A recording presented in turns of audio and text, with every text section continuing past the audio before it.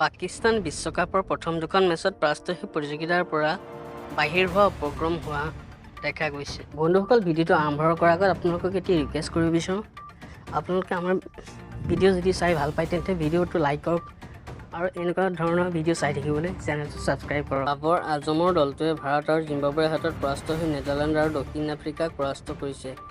এই জয়ৰ জৰিয়তে পাকিস্তানে 4 পইণ্টেৰে পইণ্ট তালিকাৰ 3 নম্বৰ স্থান দখল কৰিছে।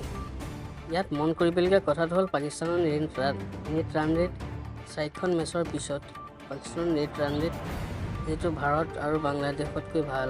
নেট ৰান ৰেটৰ ক্ষেত্ৰত গ্ৰুপ 2ত দক্ষিণ আফ্ৰিকা আগবাঢ়ি আছে। পাকিস্তানে বাংলাদেশৰ বিৰুদ্ধে অন্তিমখন খেল দিব। যদি ইয়াত পাকিস্তানে জয়লাভ কৰে তেন্তে ভাৰতে জিম্বাবৱেৰ হাতত পৰাজয়ৰ সন্মুখীন হ'বলগীয়া হয়, তেন্তে দুয়োটা দলৰ 6 পইণ্ট থাকিব আৰু নেট ৰান ৰেটৰ উন্নত হোৱাৰ বাবে পাকিস্তান ছেমিফাইনেলত প্ৰৱেশ কৰিব পাৰে।